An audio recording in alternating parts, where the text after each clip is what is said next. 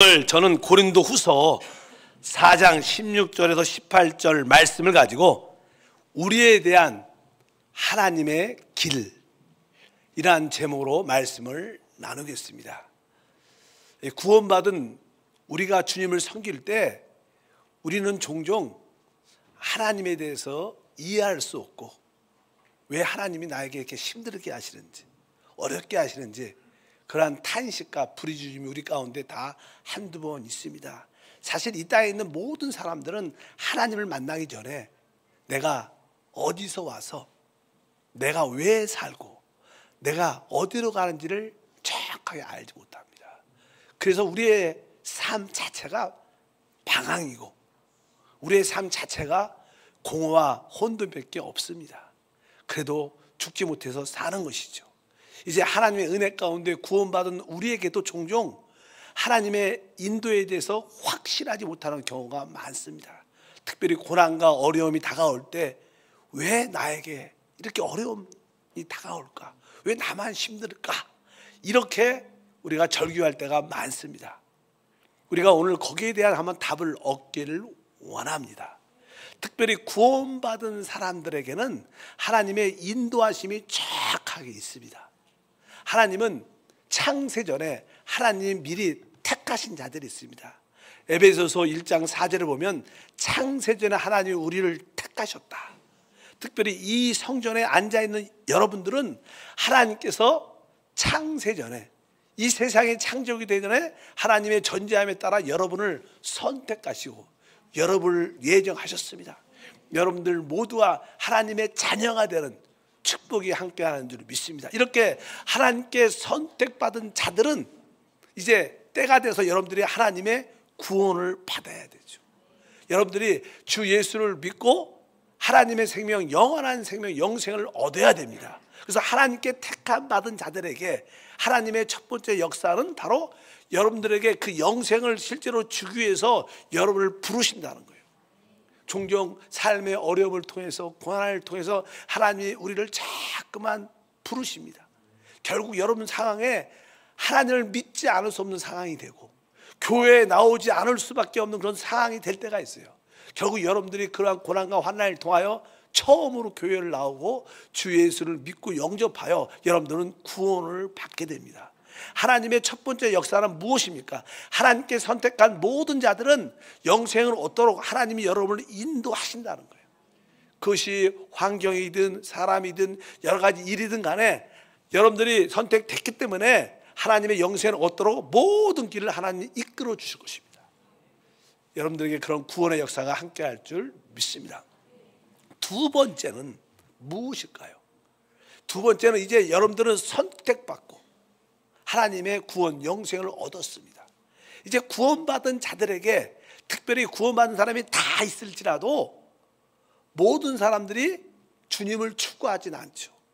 주님을 간절히 찾지 않습니다. 이 구원받은 사람 중에서 어떤 사람이 있냐면 나는 하나님을 나의 기업으로 하나님을 나의 모든 것으로 취하기를 원한다. 이렇게 주님을 추구하는 사람들이 있습니다. 혹시 한세교회 성도님들은 대부분 제가 보니까 주님을 찾고 갈망하고 추구하는 마음이 다 있어요. 근데 여러분들이 주님을 추구한다는 것은 이러한 체험입니다. 하나님이 나의 모든 것입니다. 이렇게 나는 주님을 추구하는 마음을 갖는데 여러분들이 주님을 추구한다는 것은 하나님을 나의 모든 것을 체험하기를 원한다는 건데 그러려면 하나님이 모든 것이 되시려면 여러분들이 다른 거 붙잡고 있는 것을 어떻게 해요? 하나님이 내려놓게 하셔야 돼요. 뭐 이것도 붙잡고 저것도 붙잡고 많이 붙잡고 있으면 하나님이 나의 모든 것이다 이렇게 말이 안 나오죠. 그래서 하나님은 하나님을 여러분의 기업으로 갖도록 여러분들이 붙잡고 있는 것은 하나님이 하나하나 내려놓게 하시고 그것을 벗기십니다. 만약에 여러분들이 돈을 되게 좋아한다 그러면 돈이 최고지 뭐. 그런데 여러분들 마음속에 추구하는 마음 나는 하나님이 나의 기업이 되기를 원한다 이런 마음이 있으면 여러분은 그것을 방해하는 어떠한 물질이든 그러면 하나님은 이상하게 그 사람에게 물질을 걷어가요. 어떤 분들에게는 뭐 자기의 어떤 행복, 가정이겠죠. 그런 자녀겠죠. 근데 진짜 나의 삶의 목표는 우리 애들이야, 우리 가정이야 이런 목표를 갖고 있으면 그게 자기의 유업이고 목표니까 하나님의 추구하는 자의 모습과 다르니까 하나님이 그 가정에 환난이나 어려움을 허락할 때가 있어요. 그래서 많은 사람들이 그런 것을 잃어버리고 놓치게 되죠. 왜 하나님, 내 하나님 사랑하는데 왜 특별히 왜 나에게 고난이 많습니까? 물질도 잃어버리고 어떤 사람은 건강도 잃어버려요. 어떤 사람은 가정도 깨질 수도 있고 가정에 어려운 문제가 생길 수 있고 친구 관계가 되게 중요하면 친구 관계가 삐뚤어져서 마음의 상처를 깊이 받는 경우도 많습니다. 왜? 그것은 하나님의 길입니다. 하나님을 나의 오직 모든 것을 취하려면 다른 것을 붙잡고 있는 것을 하나님이 내려놓게 한다는 거예요. 결국 하나님께 하나님만이 나의 모든 것이 됩니다.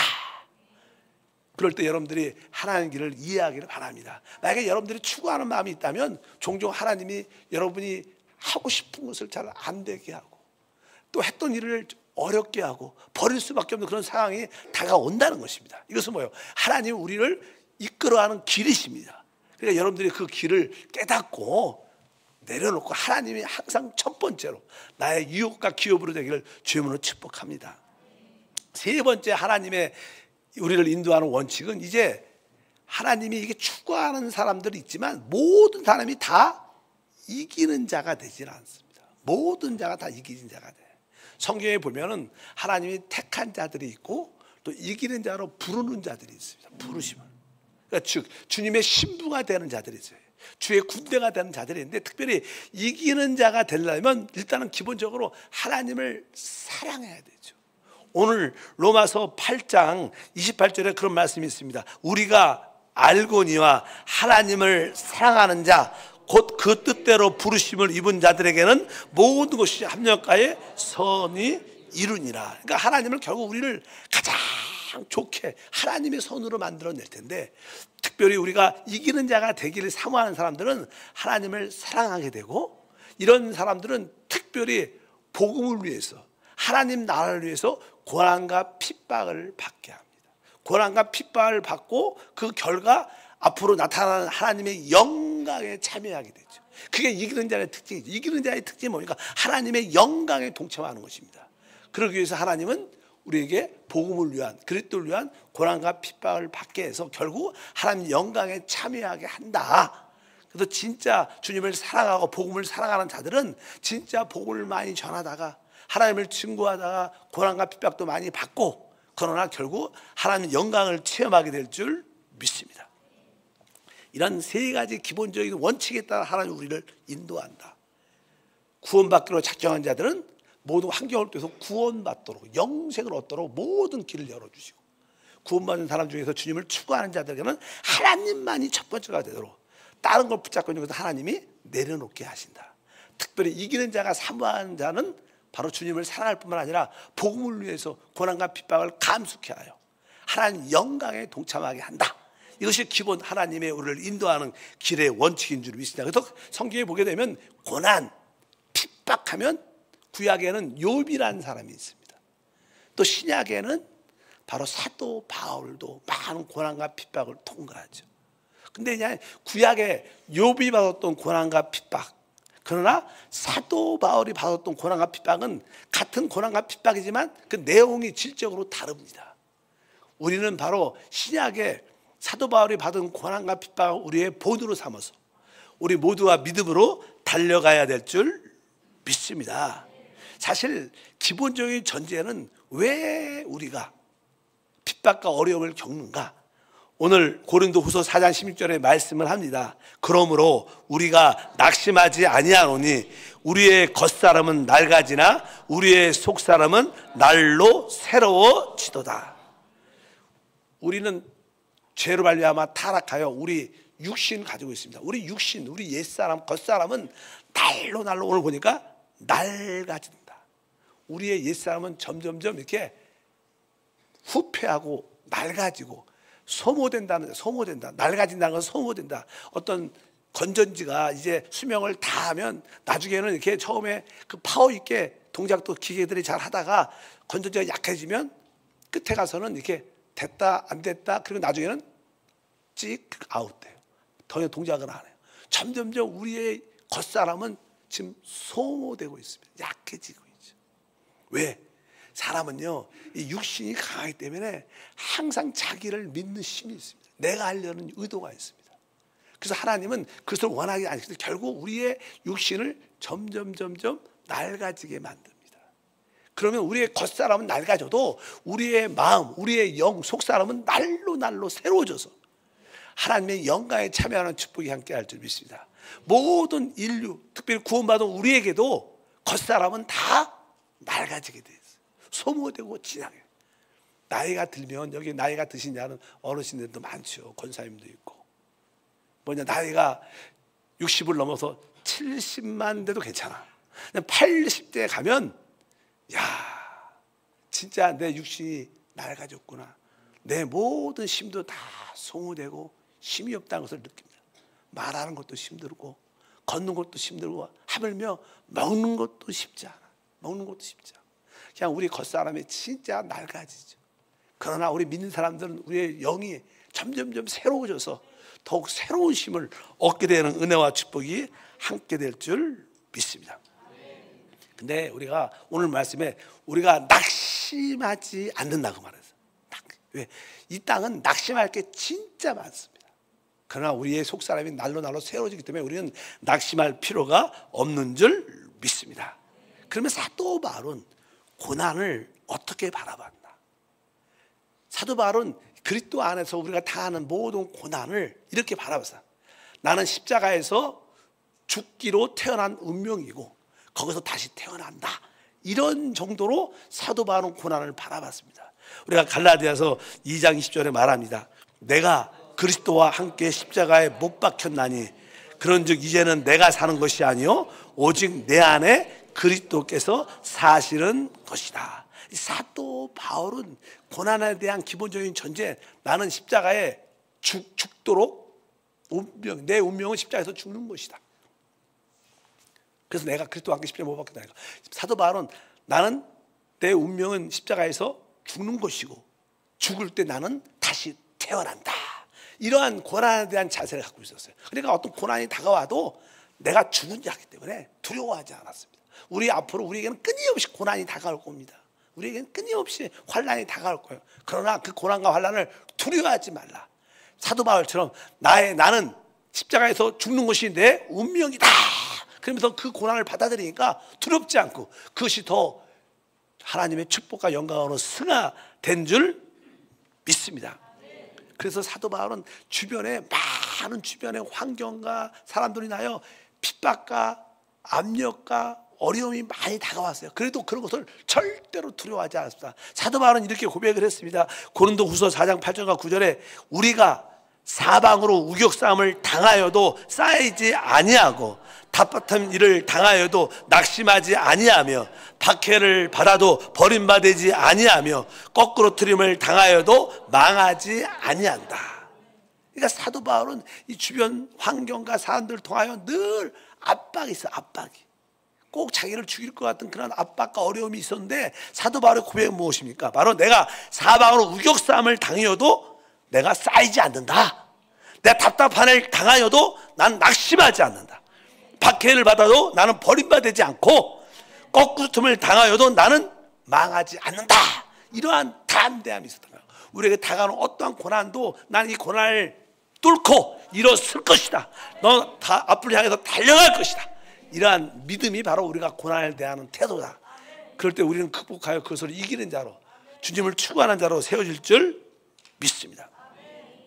그래서 우리 마음에 고난과 환난을 그런 마음의 자세로 가져요. 그래서 사도 바울은 나중에는요 그 고난과 자기의 연약함들을 기뻐했어요.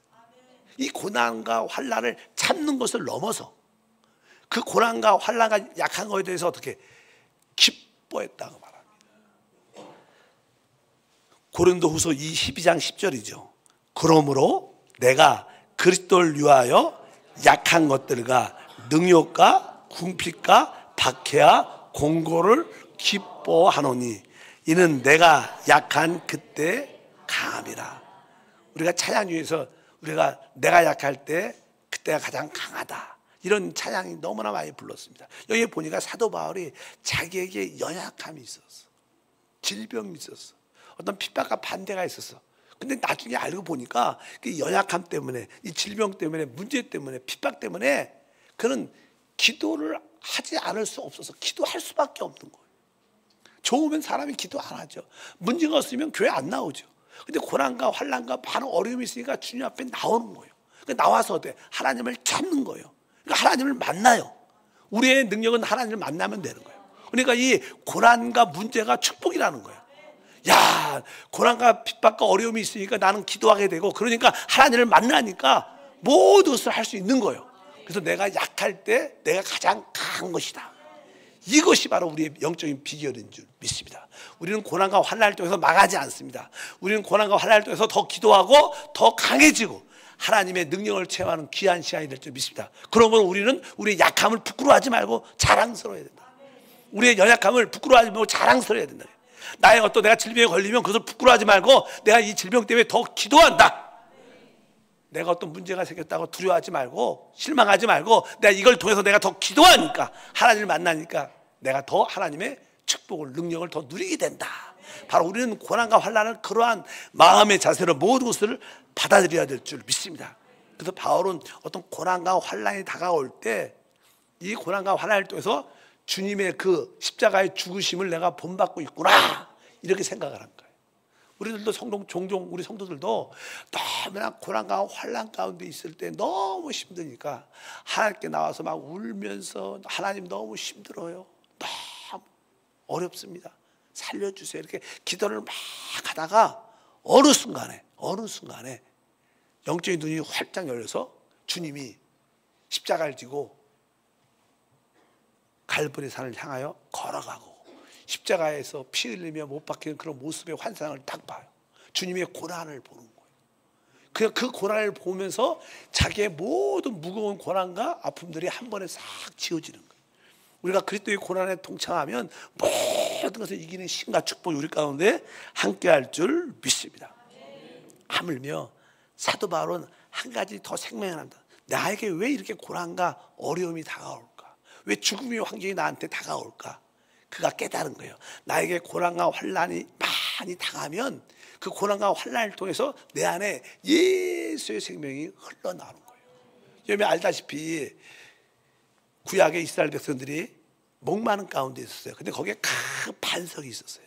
그래서 하나님 명령대로 모세가 지팡이로 그 반석을 두드리니까 반석이 갈라지면서 거기서 생수가 터져요.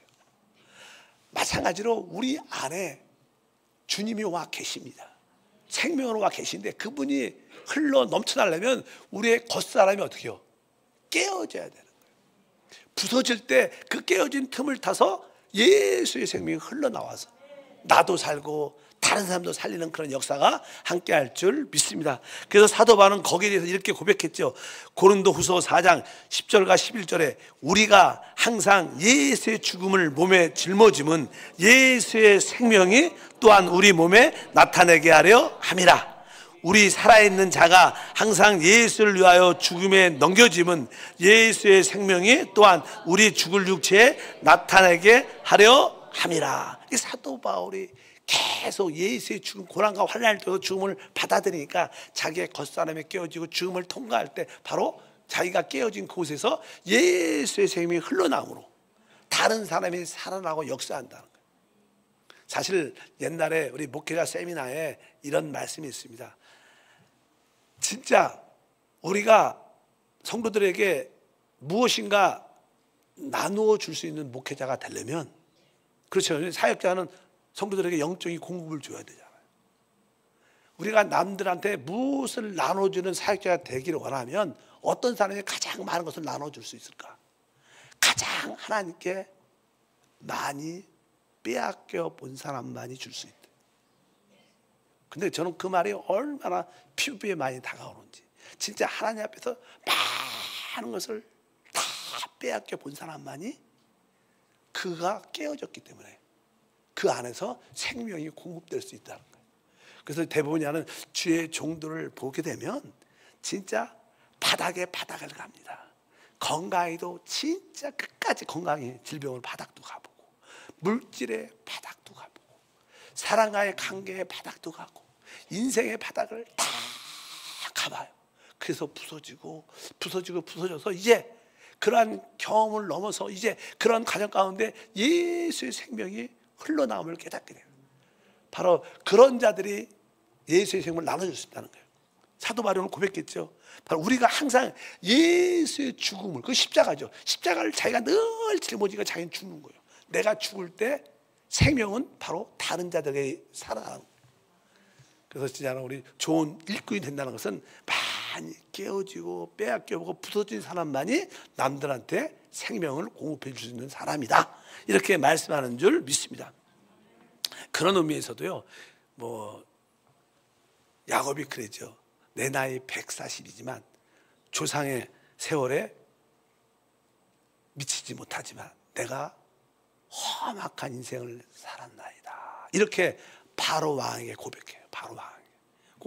그 당시 최고의 왕권을 가진 왕에게, 그 나이가 많은 140대 그 야곱이 그 왕을 향해서 내 나이가 지금 140살이지만 내가 험악한 인생을 살았습니다. 우리 인생이 진짜 나름대로 다 험악하지만 진짜 부서지고 깨어진 사람만이 생명을 흘러내볼 수 있다.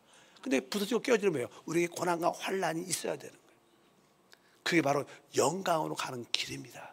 예수님의 십자가의 길이 결국 영광에 참여하는 놀라운 축복이 있는 것을 분명히 깨닫기를 주님으로 축복합니다. 그래서 다시 한번 고린도후서 4장 16절과 17절에 그러므로 우리가 낙심하지 아니하노니 우리의 겉사람은 낡아지나 우리의 속사람은 날로 새로워지도다. 우리가 잠시 받는 환난에 경한 것이 지극히 크고 영원한 영광에 중한 것을 우리에게 이루게 함이라.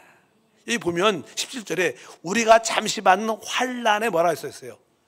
경하다는 거, 가볍다는 거. 우리가 이 땅에서 당하는 환난이 지금은 큰 것 같은데 사실 영적으로 눈이 보면 진짜 그것은 환난은 가벼운 거라는 거예요. 앞으로 나타날 그 영광이 너무나 큰 거라는 거예요. 그러니까 우리가 그 앞으로 나타날 그 영광을 바라보고 지금 환난을 가볍게 털고 일어서라는 거예요. 여러분, 인생 아무것도 아닙니다. 문제 아무것도 아닙니다. 그냥 탁탁 털어버리시면 돼요. 너무 신경 쓰지 마세요. 고난, 환난, 어려움 너무 거기에 집착하지 마세요. 아, 이거 어떡하지, 어떻게 이런 생각하지 말고 그냥 내가 그래도 주님을 찬양합니다. 그냥 주님을 늘 바라보면 우리에게 승리와 축복이 함께할 줄 믿습니다. 종종 우리 성인병 중에서 고혈압, 당뇨, 이런 심장병, 이런 병들이 있어요. 근데 사실은요, 실제로 고혈압 때문에, 실제 당뇨 때문에, 실제로 심장병 때문에 주는 프로테인이 높지 않습니다. 근데 사람이 그냥 심장병 스트레스, 고혈압 스트레스, 당뇨 스트레스 때문에 더 많이 죽어요. 실제로 그래요. 실통계적으로. 실제로 그 당뇨, 고혈압, 심장병 때문에 죽는 사람 많지 않아요. 근데 거기에 그냥 그 이야기를 듣고 나서 그 사람한테 거기에 스트레스 때문에 이거 먹으면 안 되는데 나 이거 조심해야 돼. 그 스트레스 때문에 진짜 많이 죽어요. 믿으시기 바랍니다. 진짜. 그러니까 여러분 스트레스 받지 마. 가볍게 생각해요. 그러니까 여러분들이 항상 이 마음의 고난과 환난을 여러분들이 승화시켜야 돼요. 이것이 영광으로 가는 길이다. 주님이 더 크시다. 이런 믿음과 축복으로 달려가기를 주님으로 축복합니다. 우리가 다시 한번 바울에 대한 고난한 태도. 근데 욥이라는 사람, 욥 알죠? 욥은 구약의 아주 고난과 환난의 하나의 그림인데, 욥은 어떠한 사람? 왜 욥이 그 환난과 고난을 통과했을까? 바울이 당한 고난과 환난과 달라요. 어떤 의미에서? 우리 욥에 대해서는 이렇게 시작합니다. 우리가 다 같이 욥기서 1장 1절에 우스 땅에 욥이라 불리는 사람이 있었는데 그 사람은 온전하고 정직하여 하나님을 경외하며 악에서 떠난 자더라. 욥이라는 사람이 어떠한 사람인가? 오늘 말씀에 온전하고 정직하여 하나님을 경외하고 악에서 떠난 자라. 이 욥이라는 사람은 사람이 볼 때 최고의 도덕과 윤리를 가지고 있었어요. 최고의 덕을 갖고 있던 사람. 사람의 모습에서, 사람에서는 흠이 없죠. 보니까 정직하고 온전하고 하나님을 경외하고 종교심도 많아.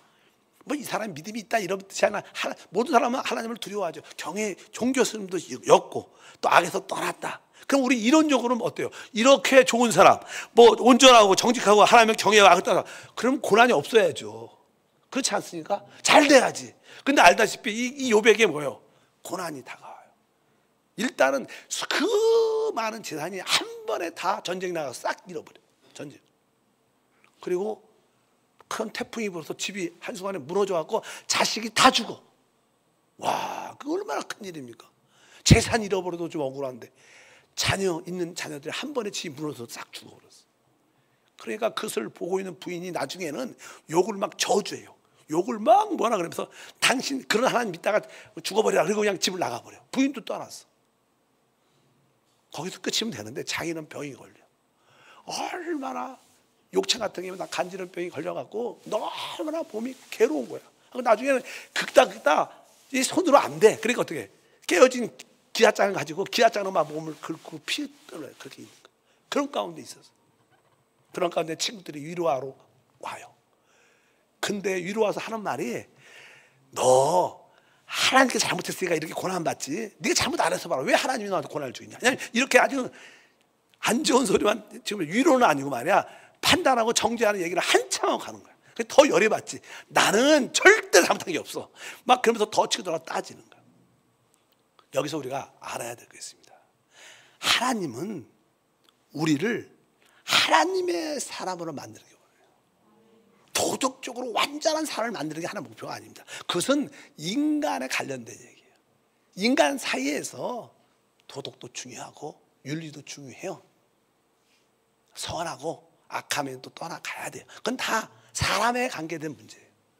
하나님하고 여러분 도덕을 잘 지키는 거 하나님하고 사실은 무슨 상관이 있겠어? 그렇지 않겠어요? 무슨 상관이 있겠어? 그건 차이점이 많은 겁니다. 근데 하나님은 원칙은 뭐냐면 하나님은 하나님으로 조성되고 하나님을 나타내는 사람이 필요한 거예요. 그게 하나님의 일꾼인 줄 믿습니다. 우리 안에 그리스도가 사는 사람이 필요한 겁니다. 착한 사람이 중요하지 않아요. 그래서 하나님은 사람을 창조하고 나서 하나님을 살 수 있도록 생명나무 앞에 두셨어요. 생명. 왜? 사람은 그 하나님의 생명을 얻어야지 하나님을 따라 살 수 있습니다. 뭐 사람은 기껏 해봤지 어떻게 살아요? 사람처럼 살아요. 강아지 개는 잘 살아봤자 어떻게 해? 개처럼 살죠. 말이 좀 이상하지만. 왜요? 뭐 개의 생명이 그거니까. 사람은 사람에게 못 살아. 근데 하나님의 생명을 가지면 뭘 살 수 있어요? 하나님처럼 하나님을 표현할 수 있는 거예요. 하나님 목적은요, 하나님을 살도록 우리를 만드는 거예요. 도덕적으로 온전한 사람을 만드는 게 목표가 아닙니다. 그러니까 이 욥이 워낙 인간적으로 선하고 좋은 모습이야. 그걸로는 사람들한테는 덕이 돼도 하나님한테는 충족이 안 되니까 하나님이 그러한 인간으로 조성된, 인간의 도덕과 선으로 조성된 그런 모습을 완전히 깨트려요. 완전히 깨트려요. 그가 갖고 있는 모든 관념과 종교적인 그런 모습은 다 깨트려요. 그리고 나서 그 안에 하나님의 생명을 부어주는 거예요. 그래서 하나님을 나타내는, 하나님 목적은 여러분도 마찬가지입니다. 여러분을 착한 사람, 좋은 사람 만드는 게 목표가 아닙니다. 여러분들이 하나님의 생명을 영접하고 그 성령으로 충만하여 하나님을 따라 사는, 그리스도를 따라 사는, 사도 바울은 그러죠. 내가 사는 것이 그리스도다. 내가 사는 게 아니라 내 안에 그리스도가 사는, 이게 하나님의 뜻이에요. 하나님은 여러분 안에 그리스도가 나타날 때 영광 받으십니다. 하나님은 여러분들이 성령 충만할 때 영광 받으시는 것이, 여러분이 착한 일 했다 영광 받, 그거는 인간들이 하는 얘기예요. 사실은 뭐 우리가 착한 일을 한다, 이런 것은 선악적인 관점이죠. 그것은 어떤 사람한테는 도움이 될 수 있고 어떤 사람한테는 그것이 상처가 될 수도 있고, 그것은 인간적인 관점, 도덕적인 관점이고, 일단은 하나님의 관점은 우리로 생명을 주는 거예요. 그 생명이 우리 안에서 흘러나올 때 하나님의 뜻이 이룰 줄 믿습니다. 그래서 우리가 주님을 섬길 때 도덕적이고 윤리적으로 완전한 사람이 되는 게 목표가 돼서는 안 됩니다. 우리는 하나님의 생명으로 충만한 사람이 돼요. 나는 바로 하나님의 생명의 영인 영을 따라 사는 사람이 되면 여러분을 통해서 하나님이 큰 일을 행하시고, 근데 사실 우리가 하나님의 생명은 가장 뛰어난 생명이죠. 인간의 생명의 최고는 도덕과 윤리겠지만 하나님 생명은 인간의 생명보다 더 뛰어나니까 여러분들이 당연하게 하나님 생명으로 충만하면요, 도덕보다 더 거룩한 삶을 살아요. 윤리를 당연하게 지키는 삶을 살 수밖에 없어요. 뭐 그게 나쁘다는 뜻이 아니라 우리는 그것을 초월하는 것이죠. 그것이 우리의 믿음이고 하나님의 역사인 줄 믿습니다. 고난과 환난이 다가오는 모든 목표는 단 한 가지입니다. 뭐예요? 바로 여러분들이 하나님의 생명을 따라 살도록, 주님만을 살도록 하나님이 이끌 때 하나님께 영광을 받으시는 줄 믿습니다. 우리에게 왜 고난과 환난과 어려움이 다가올까? 우리가 죄를 져서? 그런 문제가 아닙니다. 구약에는 율법적인 문제였어요. 그러나 신약은 그분이 율법의 저주에서 우리를 이미 해방했어요. 우리는 더 이상 율법 아래 있지 않습니다. 우리에게 지금 다가오는 모든 고난과 환난은 오직 하나님으로 채워지도록 그런 것을 내려놓으라는 뜻이에요. 더 이상 더해야도 없습니다. 너무 자신을 정죄하지 마십시오. 여러분들이 조금 죄를 지나 큰 죄를 지나 똑같다 하나님 볼 때 차이도 별로 없습니다. 여러분이 깨끗하면 얼마나 깨끗하겠어. 여러분이 악하면 얼마나 악하겠어. 그건 다 비슷한 거예요. 오직 어떤 모든 고난과 환난을 통해서 나를 내려놓고 내 안에 그리스도를 잡고 성령을 충만하면 여러분을 통해서 하나님의 영광이 나타납니다. 그래서 우리가 고난과 환난을 그런 관점에서 이해를 하면 결국 뭐예요? 하나님의 영광으로 충만해지고 하나님 영광에 동참하는 은혜와 축복이 함께할 줄 믿습니다. 그래서 사도 바울은 고난과 환난이 다가와도 기뻐했어요. 왜? 이 고난과 환난은 내가 그리스도로 채워지는 길이다. 그런 결론을 가지시고 여러분들이 다시 한번 달려가면 그러면 여러분들이 다른 사람을 선악자로 판단하지 않죠. 여러분에게 어떤 어려움을 누가 줘도 그럴 수 있어. 내가 이런 일을 통해서 내가 좀 더 성숙해지자. 내가 좀 이런 일을 통해서 저 사람을 더 축복하자. 그 사람을 이해하는 사람이 되자. 하나님의 사람이 되는 거예요. 인간적인 도덕적인 사람이 아니라 하나님의 사람, 성령의 사람이 되는 줄 믿습니다. 그럴 때 이 고난과 환난도 다 답이 나올 것이고 여러분에게 참된 자유와 축복이 함께할 것을 믿습니다. 거룩하신 하나님 감사합니다. 다시 한번 하나님께서 우리를 대하는 그 원칙과 길을 보게 하셔서 더 이상 방황이 없고 혼란이 없고 확실하게 분명해지는 믿음의 삶을 살도록 축복해 주시옵소서. 주 예수 이름으로 기도하옵나이다.